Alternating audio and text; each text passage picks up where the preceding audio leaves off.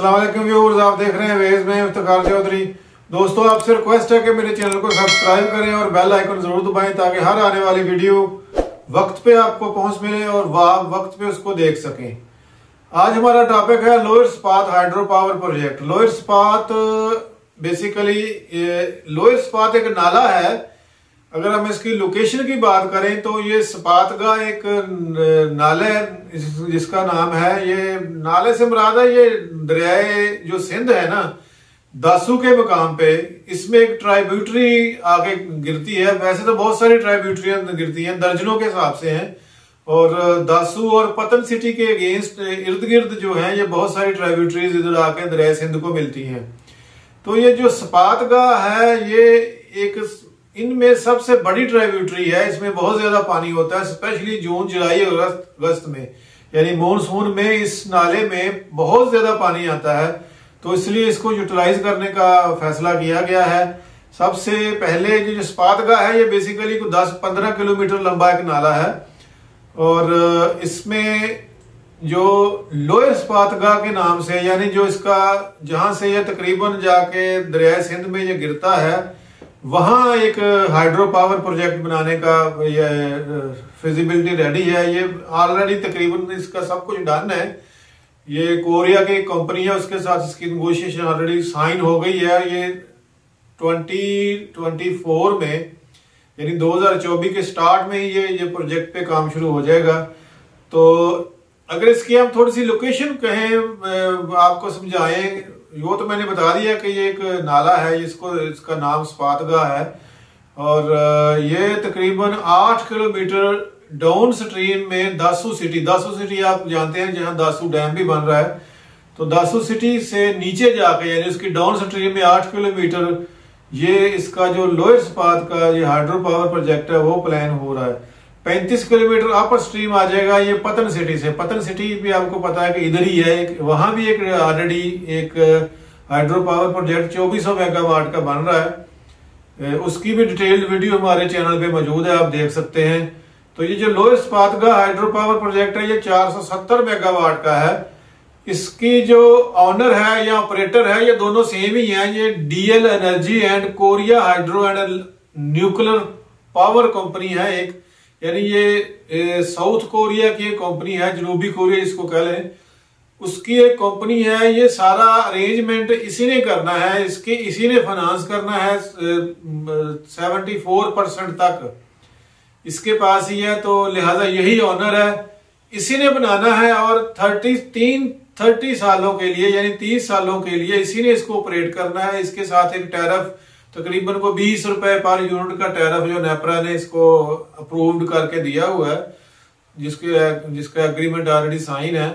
तो इतना इसने लेना है। उसके बाद 30 सालों के बाद ये हैंडओवर कर देगी पीडो को। पीडो आपको पता है केपीके की गवर्नमेंट है, उसके एक ज़ैली इदारा है।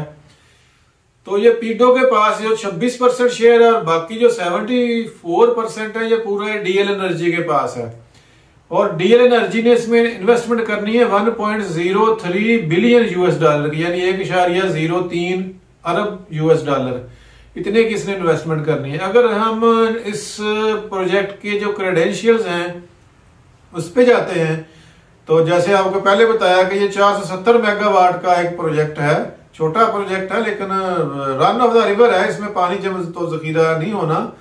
और एज एन एवरेज अगर देखें तो सालाना ये 2007 गीगावाट बिजली पैदा करेगा, और जो यूनिट में इसको कन्वर्ट करके देखा जाए तो ये तकरीबन 2 बिलियन यूनिट बनेंगे।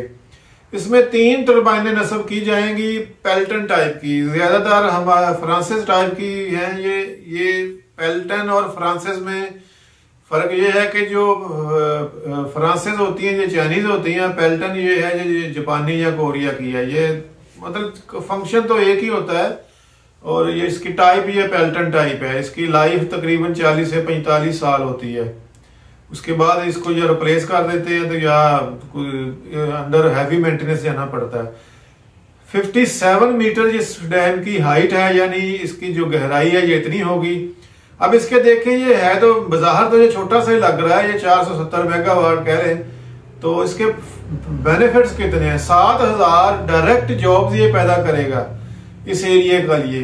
और तकरीबन कोई 25,000 इनडायरेक्ट जॉब पैदा करेगा। डायरेक्ट और इनडायरेक्ट का डिफरेंस आपको पता ही है कि डायरेक्ट जॉब वो होती है जो बंदा वहां ऑन द साइट जॉब कर रहा होता है। इनडायरेक्ट होता है कि जो यानी जो कॉन्ट्रैक्टर होते हैं, जो सप्लायर होते हैं, जो इस तरह के जो इनडायरेक्ट किस्म के लोग होते हैं ना, वो भी इन्वॉल्व होते हैं, तो उनकी भी जॉब चल रही होती है, जो उनके बिजनेस चल रहे होते हैं, तो वो इनडायरेक्ट में आ जाते हैं। वो भी 20-25,000 हैं।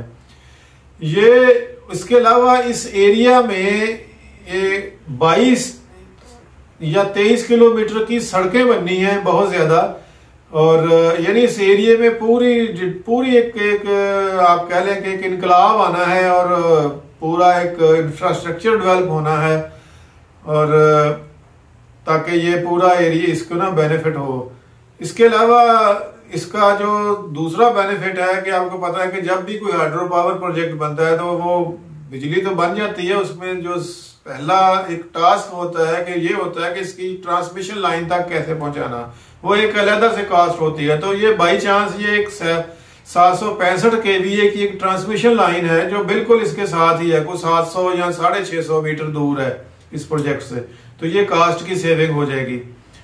और ये मैंने बता दिया कि 26% ये पीडो के पास है और 74% जो है ये डीएल एनर्जी के पास है। इसमें इन्वेस्टमेंट बता दी 1.03 बिलियन US की कास्ट आएगी।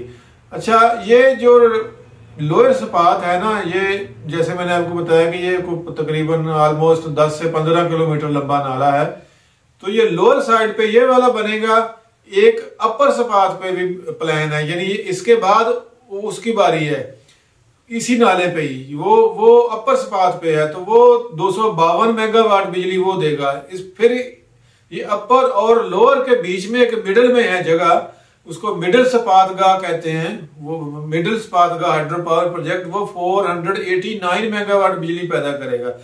ये जो अपर और मिडिल वाले हैं ये अभी इनमें से काम स्टार्ट नहीं होना, ये काम पहले वाले में लोअर वाले में होना। तो ये बन जाएगा तो ये बाद में ये पूरी दोनों पे काम शुरू होगा, तो फिर ये पूरा ना चेन बन जाएगा, यानी लोअर स्पात, अपर स्पात और मिडिल स्पात। तो ये तीनों मिलके 1211 मेगावाट बिजली पैदा करेंगे, 20 रुपए पर यूनिट। ये कोरिया कंपनी ने ही, डीएल नहीं बनाना है पूरा, ये बाकी अगले वो उसी के पास हैं। तो उसके बाद जब ये हैंडओवर कर देंगे तो ये तकरीबन 10-11 रुपए पर यूनिट आपको कास्ट इसकी पड़ जाएगी।